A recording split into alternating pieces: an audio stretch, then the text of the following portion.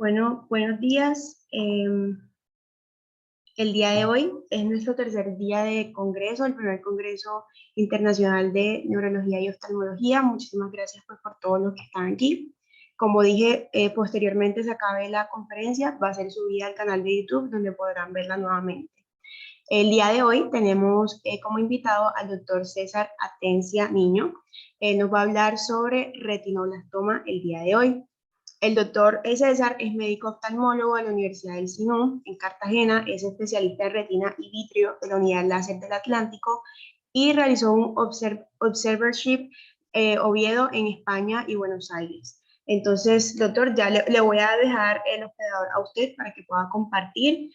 Muchísimas gracias por estar aquí, bienvenido y la dinámica es la misma. Si tienen alguna pregunta, la escriben por el chat y al final serán leídas. Entonces, le voy a pasar esto para que pueda proyectar.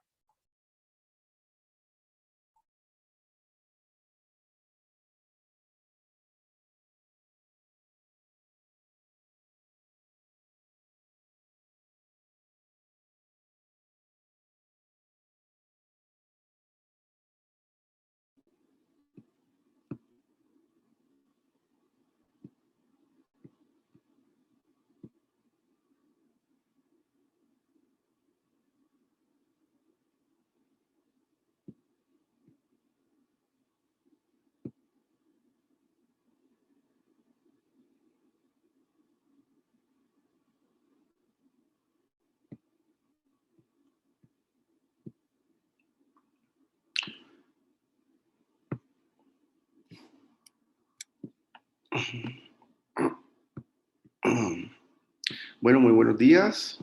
¿Me escuchan?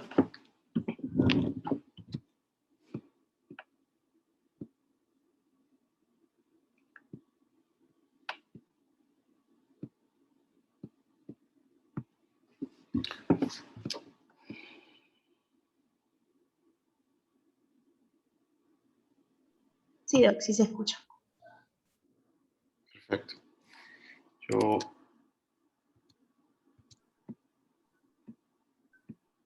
Se escucha y se ve la pantalla.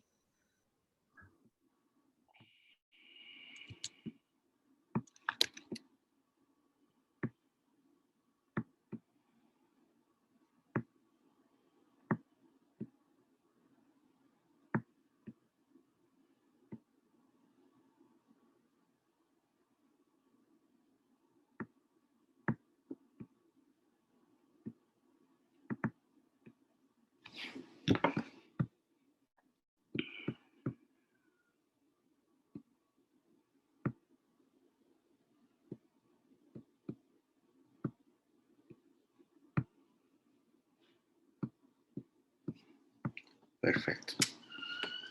Bueno, muy buenos días a todos. Para mí, la verdad, es un placer nuevamente estar con ustedes en este primer congreso asociado a neurooftalmología. La verdad, pienso que el grupo de investigación está haciendo un gran trabajo en la universidad y para mí, de verdad, es un placer poder nuevamente compartir con ustedes de todas estas muy, muy buenas iniciativas.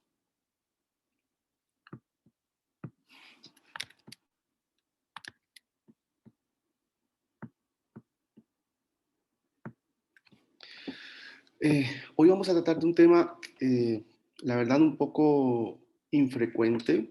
Es muy infrecuente, un tema muy poco común. Hablamos del retinoblastoma. Para nosotros es un gran placer poder comentarles acerca de las nuevas herramientas que estamos teniendo para poder manejarla, pero más que eso, también la gran satisfacción de poder ayudar a muchos niños que la presentan. Retinoblastoma, una enfermedad mortal que puede ser tratada. Es el tumor de origen intraocular muy frecuente y mucho más frecuente de lejos. Es el segundo tumor más sólido en edad pediátrica y su incidencia va aumentando en los países en vía de desarrollo. En los primeros 5 años se puede diagnosticar más del 95% de los casos de retinoblastoma. Esta representa el 4% de todas las neoplasias malignas y tiene una tasa de incidencia que va de 1 por cada 14.000 a 20.000 nacidos vivos. Esto depende del sitio donde se tome. Los últimos avances nos han permitido aumentar una tasa de supervivencia hasta el 95%, siendo antes uno de los tumores sólidos más frecuentes en presentar muertes en los niños que lo presentaban, ¿no? Se presentan aproximadamente 8.000 casos, se presentan al año en todo el mundo.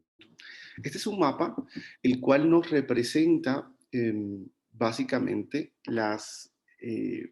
los sitios de mayor frecuencia e incidencia de esta enfermedad. Y como pueden muy bien apreciar en la India, siendo uno de los países donde más se presentan, no hay suficientes centros de tratamiento y tampoco se cuenta con la tecnología para poder hacer un contrapeso en el control absoluto de estas patologías. Nosotros, como también se aprecia en este mismo slide, eh, pueden, pueden mirar que no somos uno de los países menos frecuentes y que contamos con algún tipo de tratamiento eh, para esta patología. Como pueden ver, no queremos llegar a estas instancias. Eso es un corte muy bonito, donado básicamente por la doctora Vanessa Bosch, una retinóloga mexicana muy afín también al tratamiento de este tipo de patologías. Y si ustedes creen que ese tumor está grande, en algún momento fue una urgencia, estos casos se siguen presentando. No es mi objetivo poder mostrar de pronto incidencias que están siendo cada vez menores. Sin embargo, para nosotros es muy importante ni siquiera poder ver estos reportes de casos como los que se han presentado hace 5, 7 años anteriormente. El retinoblastoma es una patología que puede tener una presentación hereditaria en un 40% y no hereditaria en un 60%. La forma hereditaria es una forma un poco más severa, se presenta bilateralmente, están casi en proporción, ¿no? Como ustedes pueden ver, 40% o 60% no hay una diferencia estadística como tal en presentación, así que pueden presentarse cualquiera de los dos. Esta forma hereditaria que es más severa, además de eso, no se presenta como único tumor aislado, sino se pueden presentar múltiples tumores.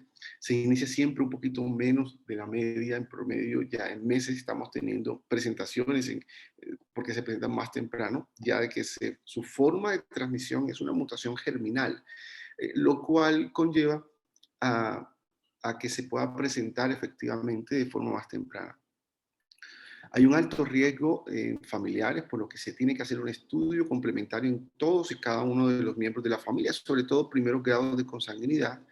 Y también puede presentarse unas neoplasias cuando nosotros inclusive, y les pondré un ejemplo, cómo se pueden hacer algunas neoplasias iatrogénicas en aras de estudiarlo. La forma no hereditaria por sí representa el 60% restante, es una forma menos severa, se presentan por lo general unilateral, eh, focos aislados o pocos focos menores que la forma hereditaria, con un inicio un poco más tardío y un bajo riesgo de penetrancia, sobre todo en la parte familiar. El, el, el meollo en sí de la fisiopatología de esta entidad radica en el gen más estudiado para esto, ¿no? El gen 13 en el brazo largo. Este brazo largo en este gen presenta una doble pérdida del alelo y se afecta principalmente la producción de la proteína RB1, la famosa proteína RB1. Y ya les diré por qué es famosa. Es una proteína supresora de tumor. Si se suprime, obviamente, puede representar la formación de tumor con mayor facilidad, con múltiples mutaciones del RNA que se presenta principalmente en los fotorreceptores, los famosos conos y bastones, ¿no? Principalmente en los bastones. Esta es la proteína, en la parte derecha de la diapositiva, miren cómo es una proteína bastante grande, de aproximadamente 190 kilobases. Y esta proteína siendo tan extensa, dificulta el por qué no se puede realizar un estudio genético de forma exhaustiva. El doctor Knutsson, en su presentación de este artículo que les pongo como referencia en el 71, hace una mención y de hecho una de las teorías muy conocidas por muchos, la teoría famosa del doble golpe, double hit.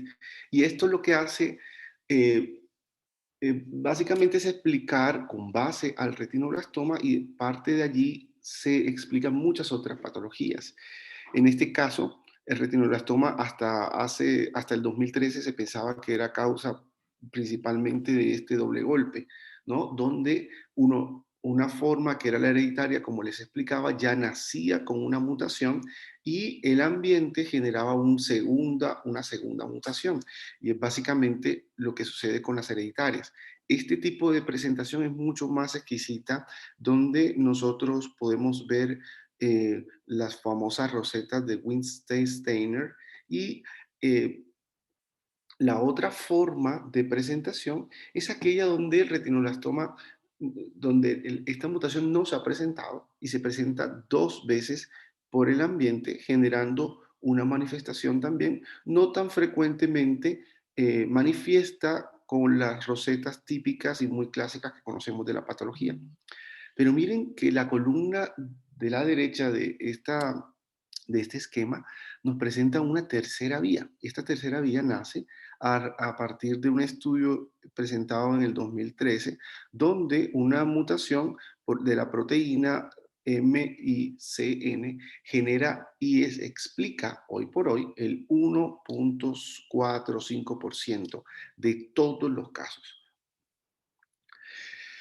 La clasificación se dio a finales del año 2004 por un grupo encabezado por el doctor Murphy. Y posteriormente, en el 2006, las personas vivas que más saben de retinoblastoma y de tumores oculares en el mundo, los esposos Shields, Carol y Jerry, generan junto con otras colegas un estudio de consenso multicéntrico para poder generar una clasificación, que es esta que les presento acá, la clasificación internacional del retinoblastoma. Ellos lo clasificaron por grupos, es la que más manejamos actualmente nosotros los oftalmólogos. Hay una clasificación más por oncología, que manejan los oncólogos, pero esta es nuestra clasificación teniendo en cuenta que es uno de los pocos tumores que podemos apreciar directamente en cuanto a su característica. De esto, básicamente, me gustaría mostrarle para poder entenderlo mejor en fotos, ¿no? Este es un estadio A, un estadio alejado, como pueden ver, del nervio, ¿sí? Del nervio óptico, y adicionalmente es un tumor menor a 3 milímetros. El estadio B es un tumor mayor de 3 milímetros, ¿sí? O que pueda presentarse a su vez unas lesiones que estén a menor milímetros, es decir, a menos de 3 milímetros del nervio o de la fobia, que es el punto de mejor visión, o que tenga un líquido subretiniano igual o menor a 3 milímetros de mercurio. Ya cuando tenemos presencia de siembras focales, hablamos de estadio C. Las siembras hablan precisamente de fragmentos que salen aparte del tumor inicial o focal. Estas siembras, hablamos de siembras vítreas propiamente, y pueden ser debajo de la retina, es decir, del líquido subretiniano, porque está levantado con ese líquido, y una de estas partículas puede migrar siempre a 3 milímetros del tumor o menos, o pueden ser siembras eh, vítreas, es decir, dentro del globo ocular que estén por encima de la retina, como en el caso del punto del punto em, que pueden apreciar en la parte superior de la ventana. Me gustaría buscar un señalador. em, Vamos a ver si, no sé si logran verlo. Vamos a continuar y dependiendo de eso lo vemos. Los otros tipos de siembras, hablamos de siembras difusas principalmente en la parte del vitrio, pero ya es difuso, como pueden apreciar. Hay muchísimos puntos volando dentro del globo ocular y esto genera básicamente la clasificación de, ¿sí? Siembras vítreas difusas o en líquido subretiniano, pero que estén más de 3 milímetros de distancia del tumor inicial. Desafortunadamente, el estadio E es uno de los estadios donde más aún se presentan de nuevo en nuestras clasificaciones cuando adoptamos a los pacientes. Y este tumor es un tumor ya extenso, el estadio E ocupa mínimo la mitad del globo ocular, como lo vimos inicialmente en la foto que le mostré de la biopsia reconstruida. O hay otras manifestaciones que nos pueden decir a nosotros que ya es un estadio E, ¿sí? Sin tener que presentar un tumor más de la mitad en cuanto al tamaño. Es un glaucoma neovascular y si hablamos de glaucoma neovascular, cuando te presentamos un aumento de las presiones intraoculares, ¿sí? Secundarios a una obstrucción de unos poritos que tenemos por donde se filtra el líquido acuoso que están tapadas por vasos, vasos que salen supuestamente a tratar de ayudar al ojo, pero empeoran un poco. Esto habla de extensión del tumor. Opacidades de medios como hemorragias vítreas, es decir, detrás, o hemorragia en cámara anterior, debajo de la retina, o que este tumor ya sea notorio, que nosotros podemos ver que ha invadido tanto a cámara anterior o ha salido del ojo a la órbita, a la esclera, que es la parte blanca, a la coroides, al nervio óptico, espacio subretiniano, entre todos.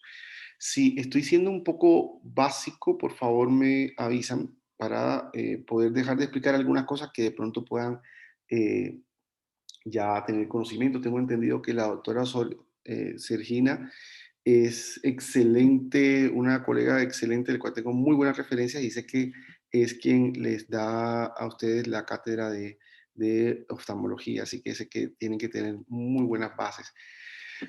Los tipos de retinoblastoma se presentan en una variedad como la que estamos acá en este diagrama de torta. Exofítico es el tumor que parte de la retina y se va hacia afuera. Exofítico, endofítico como el que vimos inicialmente, donde el tumor está hacia adentro del globo ocular, hacia el vidrio, endo.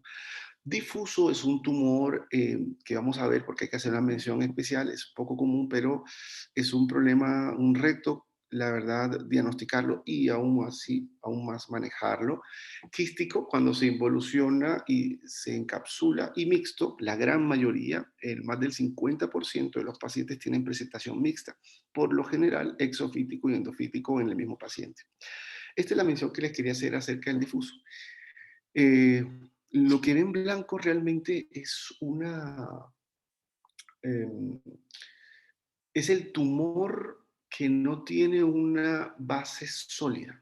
Está eh, volando dentro del globo ocular, principalmente. Ese es un caso de nosotros, del grupo.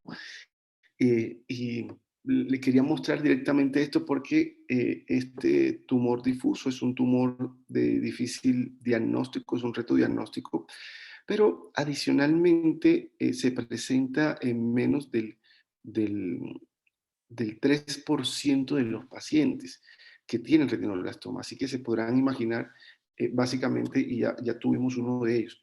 El tratamiento es bastante incisivo y su pronóstico, si bien es bueno, en el sentido de poder hacer un control, muchas veces también la demora en el diagnóstico hacen de pronto perder este buen pronóstico. El diagnóstico en la gran mayoría de los pacientes, y si les hacen una pregunta, definitivamente es clínico. Nosotros nos ayudamos básicamente a definir tanto pronóstico, podemos basarnos un poco si tenemos alguna duda clínica con algunos exámenes, pero es básicamente clínico. La leucocoria, que es este reflejo blanco que ustedes pueden apreciar cuando a alguien le toman una foto, y el estrabismo representan la mayoría de las manifestaciones clínicas iniciales. Y lo digo de forma desafortunada eh, porque desafortunadamente son signos de estadios avanzados, donde no queremos encontrar a nuestros pacientes eh, con un diagnóstico de retinoblastoma. Además de eso, un ojo rojo puede ser una manifestación de un retinoblastoma. Solamente un ojo rojo. Un glaucoma que sea de base que complique a este tipo de tumores. Uveitis, buftalmos, que son pacientes con unos ojos mucho más grandes de lo normal, precisamente por un aumento de las presiones, sobre todo en edad pediátrica. Proptosis y el desprendimiento de retina. Pueden ser signos que clínicamente nos puedan hacer diagnosticar a un retinoblastoma. Entonces, si nosotros tenemos en cuenta que solamente la leucocoria, que es la principal manifestación, que es ese reflejo rojo blanco en el fondo del ojo que no tiene el otro, miren todos los diagnósticos diferenciales que tenemos nosotros en un paciente solamente con esa leucocoria. ¿Sí? Desde las cataratas congénitas, pasando por infecciones, por toxoplasma, toxocariasis, la retinopatía de la prematuridad, vascularización, enfermedades exudativas como el COAX, tumorales como el meduloepitelioma o los mangiomas, vasos, desprendimientos de en fin, hay muchísimos diagnósticos posibles, diagnósticos diferenciales al retinoblastoma, pero cuando se presenta esto, lo primero y lo más importante es poder hacer un diagnóstico de retinoblastoma. El retinoblastoma acá, siempre nosotros con medicina, como bien saben, tenemos que diagnosticar el peor pronóstico en cuanto a las posibles enfermedades en un cuadro sindromático, en este caso la leucocoria, es decir, el reflejo blanco. El diagnóstico nos apoyamos un poco con la ecografía. Aquí pueden apreciar la ciento de los pacientes que nosotros tenemos con una impresión diagnóstica de retinoblastoma. Muchas veces nos podemos eh, asesorar y constatar este diagnóstico con una ecografía que nos presente unas imágenes sugestivas de calcificaciones, como en este caso, ¿no? Es muy típico, muy típico del retinoblastoma. Esta es una resonancia magnética, ¿sí? La cual acá se puede apreciar efectivamente cómo se presentan estas imágenes con y sin medio de contraste, el cual nos habla de una alteración tumoral, en este caso también el retinoblastoma. Y me gustaría hacerles ya énfasis en esta diapositiva. Esta diapositiva es un TAC, y ahí también pueden apreciar cómo en este ojito izquierdo se presentan conglomerados de calcificaciones. Sin embargo, la tomografía puede generar un golpe iatrogénico, es decir, una segunda mutación a un paciente que tiene ya un golpe y puede generar un tumor adicional. ¿Por qué? Por la misma irradiación. La misma radiación puede generar esto. Ahora, en un paciente que ya tenga el tumor, como en este caso, decimos, ya le dio. Adicionalmente, entre las presentaciones de retinoblastoma se puede presentar una tercera forma, ¿sí? En el sistema nervioso, lo que nosotros llamamos una clasificación de retinoblastoma trilateral, es decir, no solamente los dos ojos, sino también el sistema nervioso. Por eso la tomografía en este tipo de pacientes, un paciente con una impresión diagnóstica de retinoblastoma no está indicada, y cada vez todos los grupos que hacemos retinoblastoma en el mundo estamos dejando esta práctica. Esto es una de las cosas que más me encantaría que quedaras de esta charla. Este artículo del 2018 presentó todas estas posibles manejos que podemos realizar del retinoblastoma. Todos estos manejos actualmente los tenemos a disposición. La quimioterapia que hacemos sistémica en los casos donde no haya intraarterial, que hoy día es el gold estándar. Las intravítreas son quimioterapias que hacemos y colocamos dentro del globo ocular a nivel vítreo. Las terapias focales, ya sea con termoterapia transpupilar, lo hacemos con láser, diodo o crioterapia, en este caso, frío también para poder quemar un poco junto con la extensión. La radioterapia, en cuanto a braquiterapia, cada vez es menos utilizada, aunque sigue teniendo sus indicaciones. Sin embargo, los protones y también la radioterapia cada vez la usamos menos. No estamos utilizando radioterapia externa, efectivamente, por el mismo principio de la tomografía. Obviamente está con muchísimo más porcentaje de realizar eh, tumores adicionales. Y la cirugía, cual la nucleación sigue siendo uno de los tratamientos actualmente debido a una asistencia un poco tardía en cuanto a estadiaje de los pacientes y el retinoblastoma. También se han realizado algunas vitrectomías, que son cirugías para hacer una remoción directa, pero esta práctica tampoco la realizamos por el riesgo de diseminación y metástasis de este tumor. Aprovecho este cuadro para poder contarles lo que es el retinoblastoma en un resumen. El retinoblastoma era el tumor que más muertes, el tumor de origen intraocular que más muertes generaba en los niños en esta edad pediátricas.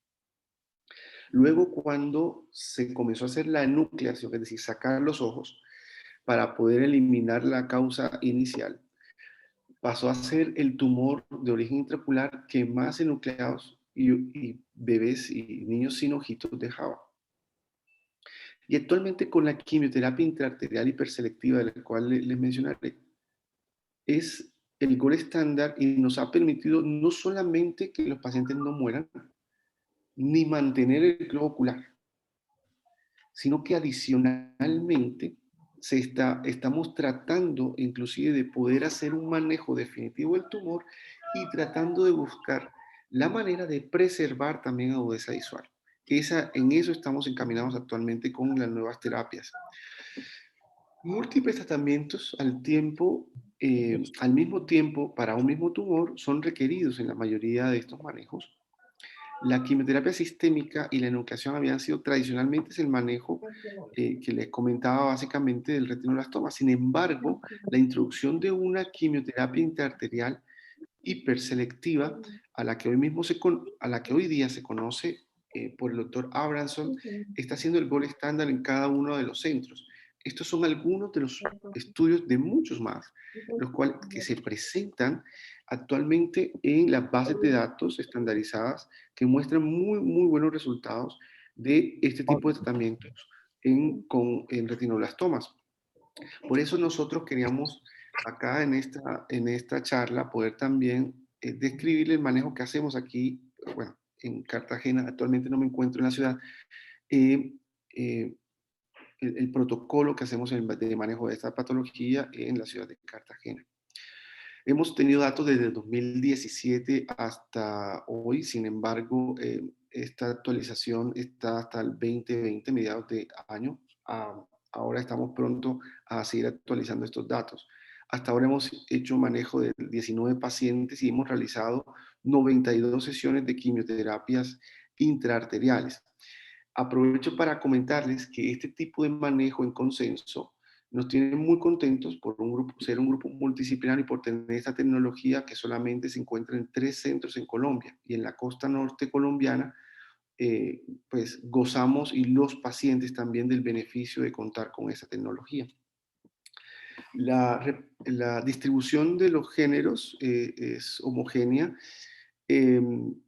La mayoría de los pacientes fueron remitidos de los 19 del Atlántico, posteriormente Cartagena y Bolívar, pero también comenzamos a recibir pacientes de Sucre y de Córdoba. Un poco más en el ojo derecho y bilaterales que en el ojo izquierdo. Un poco nos llama la atención un poco eso, sin embargo, no significa clínicamente nada. Los estadios, como pueden apreciar en estas tablas, nos muestra que los estadios más representantes, más representativos en el ojo derecho, fueron estadios D y E, lo cuales son los estadios más avanzados. Llama también la atención que en el izquierdo la mayoría estaban sanos. El compromiso ocular se presentó prácticamente en el 90% de los pacientes y de los 19 a 15 se le practicó quimioterapia intraarterial hiperselectiva.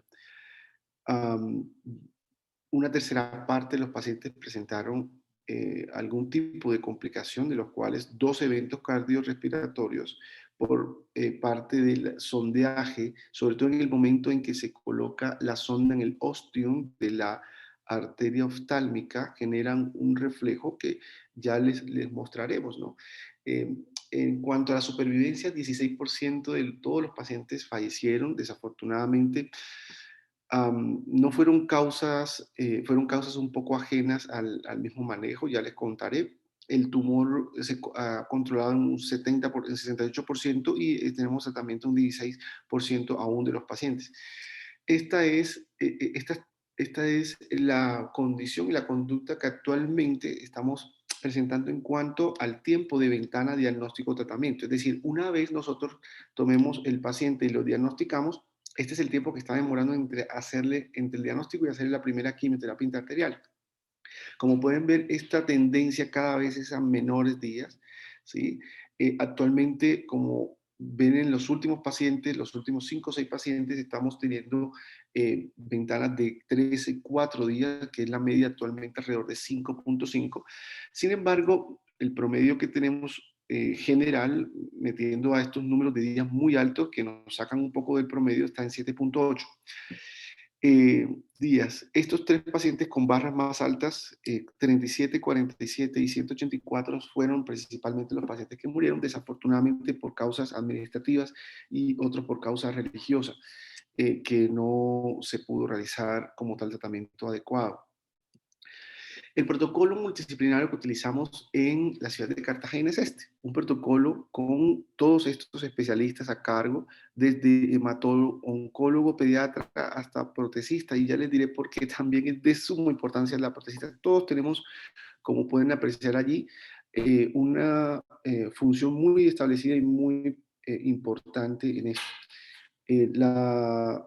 Los 3 de arriba, el doctor Álvaro Pérez a la derecha, es quien nos ayuda con la ecografía, pueden verlo ahí con la sonda, y junto con la doctora Ana María, pues encabezamos el manejo en cuanto a conductas y tratamientos, y también la parte administrativa, la cual es mucho más fuerte la doctora Ana María Álvarez, quien la verdad tengo que reconocer es el trabajo más complicado, la parte administrativa para este tipo de manejos es siempre muy trabajado, pero ya tenemos un protocolo establecido con muchas de las EPS, las cuales nos facilitan bastante, no solamente el acceso, sino también el manejo de forma pronta, tanto así como para mantener estos números eh, de ventana, ¿no? Tratamiento ventana.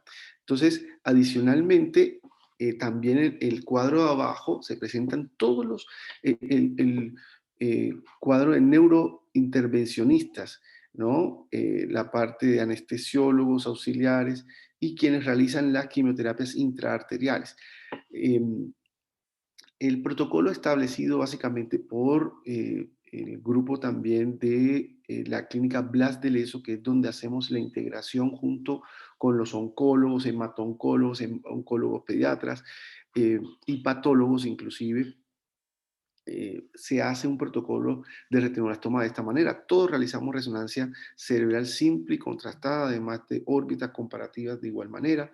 La punción lumbar la hacemos en algunos pacientes, no en todos, al igual que la biopsia de médula ósea. El examen de fondo de ojo lo hacemos bajo anestesia siempre a todos los pacientes y es nuestro mecanismo de seguimiento. Recordemos que el diagnóstico es clínico. La ecografía ocular y un estudio genético efectivamente donde nos pueda dar no solamente validez en cuanto al tratamiento, sino también visión de pronóstico. Este es el caso de uno de los pacientes con retinoblastoma, donde se hace una ecografía, la cual se hace unas mediciones. Para nosotros, una ecografía estandarizada es de suma importancia. No es una ecografía normal, es una ecografía el cual tiene unos parámetros con un modo A, el cual nos puede mostrar también los picos y los puntos para poder hacer una medición muchísimo más exacta por parte del el tumor. Esto nos da tendencias hacia disminución, es decir, la quimioreducción. La quimio está haciendo que el tumor se reduzca y eso también nos conlleva a ver pronósticos, saber cómo vamos, etcétera. Este es el examen bajo anestesia. Nosotros realizamos unos exámenes con unos reportes de imágenes que es de suma importancia para nosotros. Presentamos esta charla con algunas fotos precisamente que miraremos más adelante. En la izquierda está la doctora Ana María haciendo una foto del fondo de ojo con un dispositivo y su celular. Para nosotros es de suma importancia hacer una indentación, como pueden ver que lo realizan en la lámina de la foto derecha. Eh, y este palito que me ven en la mano es un indentador. Con eso hacemos una presión en el globo ocular para poder ver la extrema periferia. La mayoría de las recidivas, en lo que les comentaba de focos múltiples, se presentan en la periferia, la retina periférica. Y esto obedece principalmente a los casos hereditarios, ¿no? Si bien los niños, hay niños que son pero muy juiciosos, como pueden ustedes apreciar acá, eh, como esta señorita, la adoramos, es una de nuestras pacientes que más dificultades hemos tenido en cuanto al manejo, pero le ha ido muy, muy bien porque ha tenido muchas recidivas, pero está actualmente controlado el tumor. Es una manipulación de los ojitos, lo cual requiere efectivamente anestesia, ¿no? Estas son algunas de las fotos que nosotros podemos tomar con el dispositivo que les mostré en la lámina de la izquierda, donde se presentan em, unas alteraciones del nervio y las alteraciones con poco pigmento en la parte superior, y el derecho donde podemos ver un fondo normal con un nervio tranquilo, los vasos y el punto más oscurito en el centro, que es el punto de mejor visión, donde se encuentra la fobia, ese puntito. Acá con la misma cámara pueden ver cómo encontramos ya tumores. Es un tumor, un retinoblastoma. Miren que los vasos van muy por arriba, son vasos nutricios, ¿no? Vasos muy engrosados, que pueden permitir de cierta forma el crecimiento preponderante de este tipo de tumores, ¿no? Y con estas mismas, miren también el cambio. Esto es una quimio-reducción de ese mismo tumor, el cual ya, como pueden apreciar, la panorámica de la foto es un poco distinta. Ya podemos apreciar un poco mejor esta tumoración y ven cómo los vasos están por encima, ¿no?, de estos tumores. Esta es una forma de involución que llamamos queso cottage, ¿sí? Este requesón es una forma de las 4 o 5 variantes de involución de los tumores. Hay otras que son atrofias, lo vamos a ver. Posteriormente tuvimos un registro tomográfico, fotográfico por parte de una cámara que nos llegó. Esta cámara estamos viendo si es factible poder tener la compra. Actualmente estamos en prueba de ella, pero sería una adquisición muy importante para el grupo. Abajo en esta lámina podemos ver un tumor que ha sido involucionado, que ha sido controlado, y arriba uno activo. Entonces, esta panorámica nos permite, obviamente, con mayores grados, 200 grados en promedio, de visualización del polo posterior, nos permite ver en una sola foto muchos de los tumores. Este me gusta mucho porque se presenta a la izquierda la lesión mucho más tenue, es una atrofia completa del tumor. Las de la mitad son lesiones que han sido cicatrizadas también, unos tumores controlados, desafortunadamente con compromiso del punto de mejor visión en este caso, pero es una persona que tiene una visión excéntrica, es decir, que su punto de visión la misma retina y su sistema visual se ha acomodado para que pueda tener un punto de visión, el mejor punto de visión un poco más al lado. Y en la derecha de sus pantallas ven un requesón, la forma de involución del queso que le hayamos contado a todos estos tumores controlados en este mismo paciente. Y como se pueden dar cuenta, son múltiples tumores y no todos han salido al mismo tiempo. Por eso lo importante de un protocolo de poder hacer chequeos constantemente en este tipo de pacientes. El protocolo de la quimioterapia intraarterial es un protocolo socializado con los intervencionistas y neurointervencionistas, el cual eh, consta de todo este protocolo con la utilización de unas guías para realizar una guía ecográfica de cateterización de una arteria en un paciente de 4 meses, de 5 meses, de 6 meses. Se podrá imaginar la dificultad que esto genera, pero más que esto es mucho mejor apreciarlo en un video, ¿no? Este es el examen, parte del examen oftalmológico que le estábamos comentando. Este es el procedimiento, básicamente, lo hacemos en conjunto con el grupo de neurodinamia. Como les comentaba, antes de hacer la punción por el femoral, se realiza una ecografía, un ecodoble para saber en qué parte efectivamente se va a realizar la punción. Se hace inicialmente una punción para poder identificar la arteria. Como pueden apreciar, la pelvis era una nena, es muy pequeña, por lo que la verdad considero muchísimo a los neurointervencionistas en el papel de poder sondearla cada vez que se requiera. Posteriormente se coloca una nueva guía mayor, una sonda mucho más grande para poder generar una vía directa de un microcatéter, ¿sí? Acá se aprecia en la arteria oftálmica, la arteria carótida interna, cómo se llega. Este puntito es el de la guía. Luego se hace una fluorescencia para poder identificar y se aplica a partir de este catéter un medio de contraste y se comienza a pintar el globo ocular, ¿no? Luego de esta sonda se saca y se coloca perdón, ese microcatéter o guía, se deja hasta allí la guía del catéter, se saca ese medio de contraste o la sondita del medio de contraste y se pasa a la otra. O sea, al sacar una, se mete la otra, donde ahí sí vamos a colocar la quimioterapia. Ventajas de esta quimioterapia, a diferencia de las demás, que con esta quimioterapia podemos colocar concentraciones 100 veces y hasta más, ¿sí? Concentrados los quimiotáxicos en este tipo de pacientes, porque se está haciendo una quimioterapia dirigida solamente al globo ocular, a diferencia de la quimioterapia que se realiza intravenosa, la sistémica, que va a todos lados, va a todas partes del cuerpo, hace el beneficio en este caso, que es para la parte del tumor que queremos, pero adicionalmente también tiene los otros efectos adversos que todos conocemos, ¿no? La parte del cabello, de la piel, de la parte simática, medular, etcétera. Con este tipo de quimioterapias intraarteriales hiperselectivas, como pueden ver, estamos evitando eso. Acá en la parte de la izquierda, la angiografía muestra todo el árbol de la carótida, y en la izquierda pueden apreciar la parte temporal, la parte más extrema derecha de esta lámina, cómo se aprecia el globo ocular, ¿no? Hay posibles complicaciones, como todo. En el cateterismo la cateterismo no es la excepción, es una intervención, y todo lo que genere una punción en el cuerpo humano puede también desencadenar posibles complicaciones. Han presentado alguna fiebre, rupturas de arteria, todas son las posibles. Sin embargo, los eventos cardiorrespiratorios han sido en 2 pacientes, lo cual nos llevó a hacer una búsqueda al respecto. Y como pueden apreciar en la lámina, hay ya muchas presentaciones de casos donde se ha presentado efectivamente esto mismo en otros pacientes con retinoblastoma en el momento del sondeaje.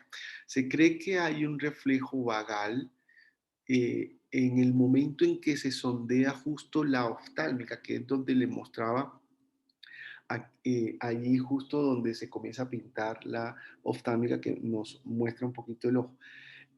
Sin embargo, es algo momentáneo, y los eventos que hemos tenido, por lo menos los anestesiólogos, han respondido de forma satisfactoria sin ningún tipo de complicación mayor. Quiero terminar esta charla mostrándoles uno de los casos los que nos ha motivado muchísimo a continuar en esta lucha, tanto administrativa como tumorales. Estamos tratando tumores a ciencia cierta, y son no solamente de difícil manejo, sino eh, son traicioneros, son eh, enfermedades que no sabemos como un antibiótico podemos darle y mejora muchas veces, y que tenemos que utilizar un arsenal de cosas para poder manejarlo. Este es el caso de una paciente remitida del Atlántico, ojo único, el otro ojo ya estaba enucleado por retinoblastoma. Y este ojo estaba así. Este ojito nos llegó a nosotros de esta manera, este es el fondo de ojo. Y nosotros comenzamos a tratarlo, es un ojo estadio E. Normalmente el estadio más avanzado en este caso son tumores que van muchas veces directo a nucleación, pero era un ojo único en este caso.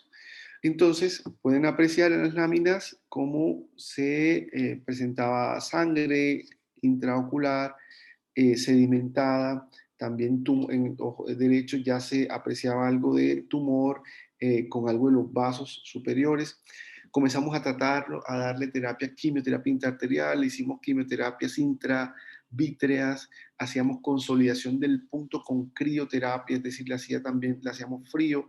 Eh, Hicimos un tratamiento multidisciplinario para poder llegar a por varias vías al mismo fin, que era controlar el tumor. Ya miren cómo comienzan a apreciarse el tumor en la lámina izquierda, y ya el tumor se identifica un poco mejor, la sangre se está reabsorbiendo, el tumor es la parte blanca que conlleva a con la que está un vaso resaltando en la parte derecha.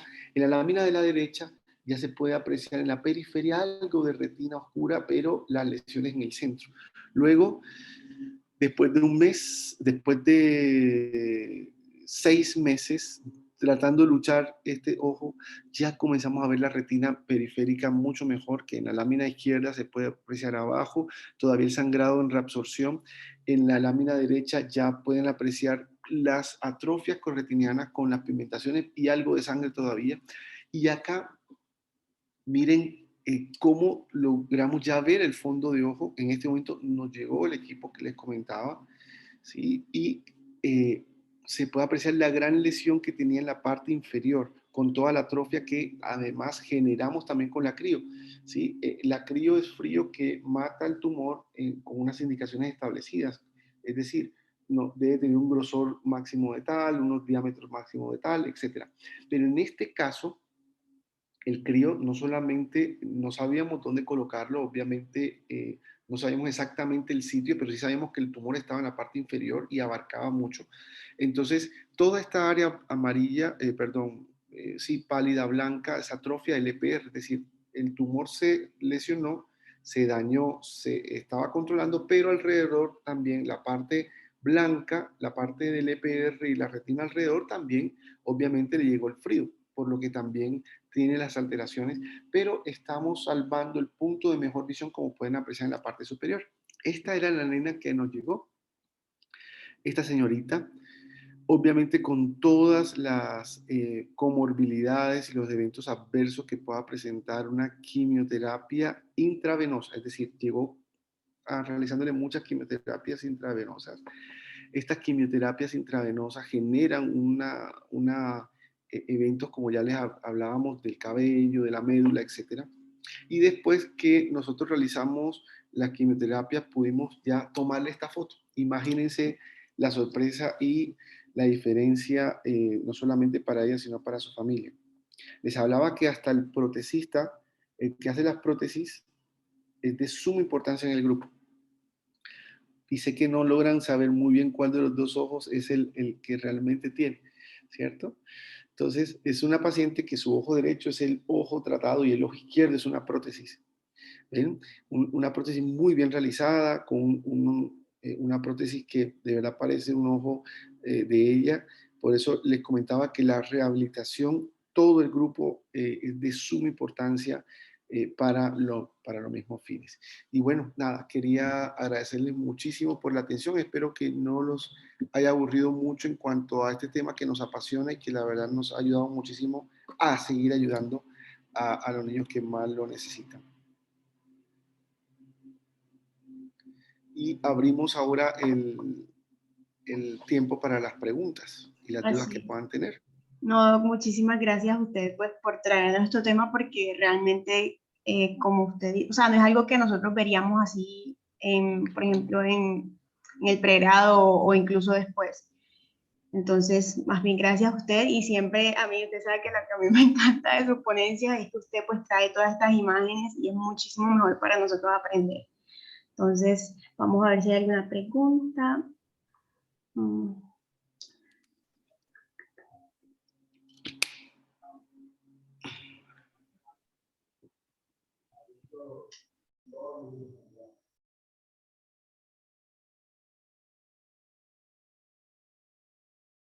No, creo que al momento no hay ninguna pregunta.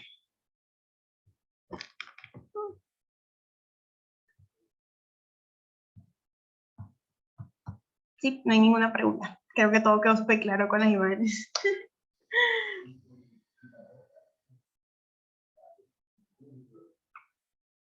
No, entonces, Doc, muchísimas gracias nuevamente.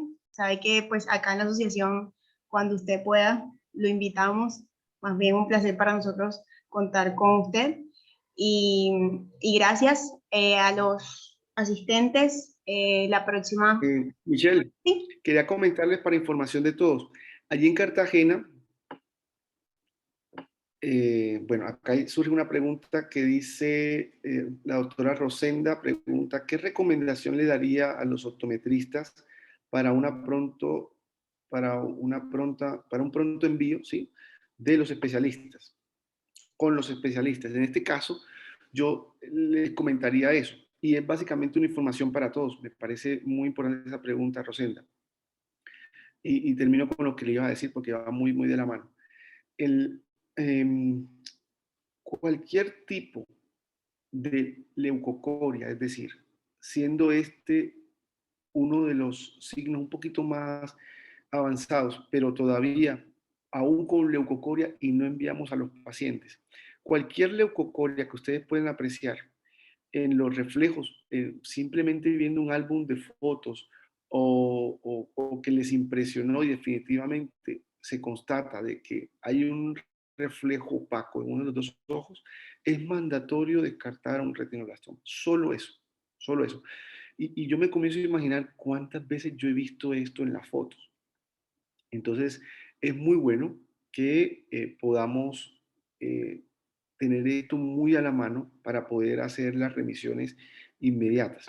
Actualmente contamos, la remisión con una leucocoria básicamente se realiza leucocoria en estudio y valoración por oftalmología.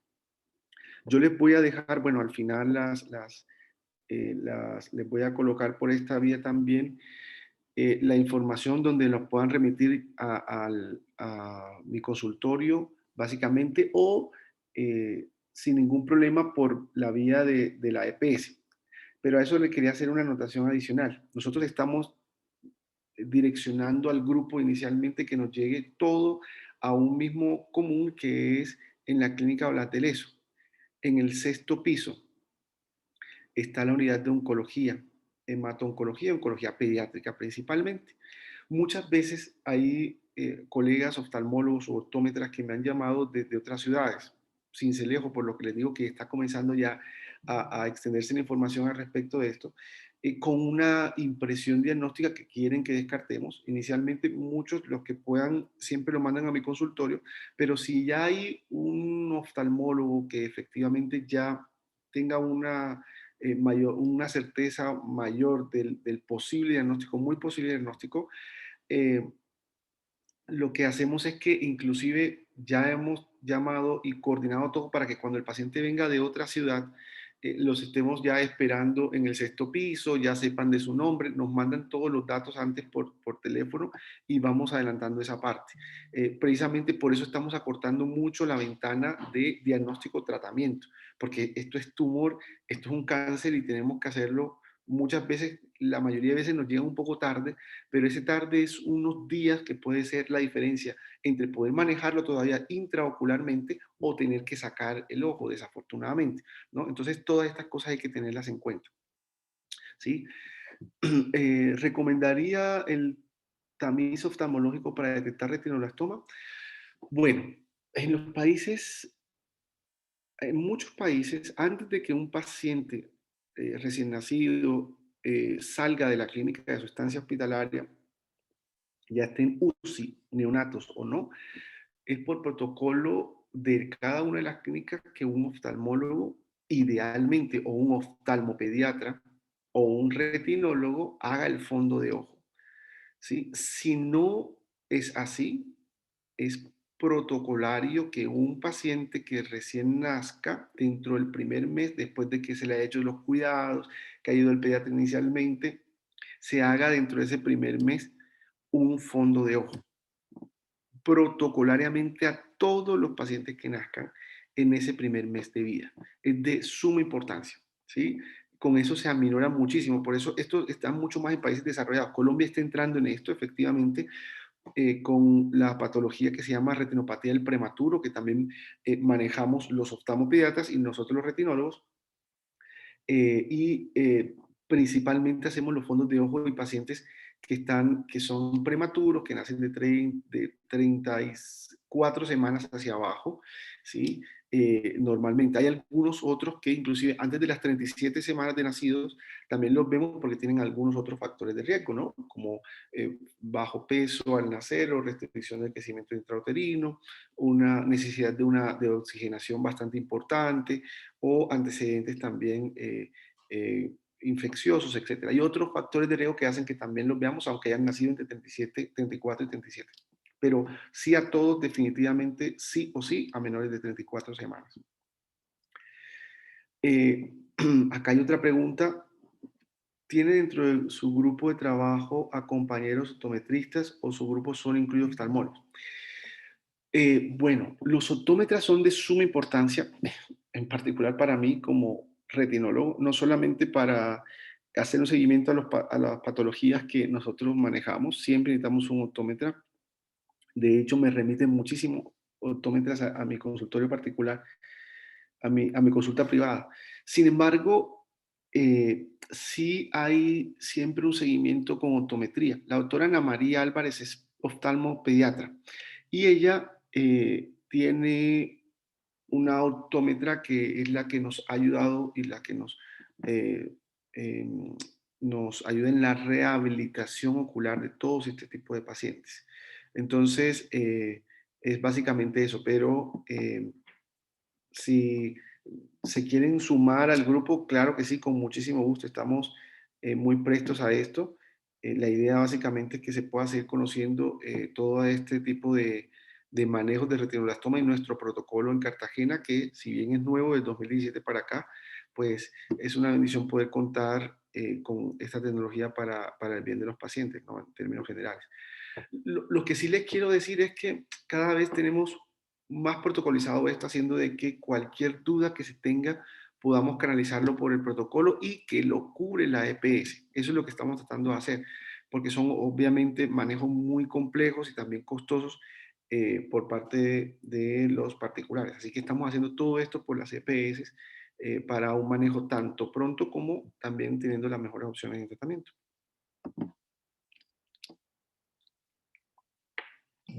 Súper, súper todo.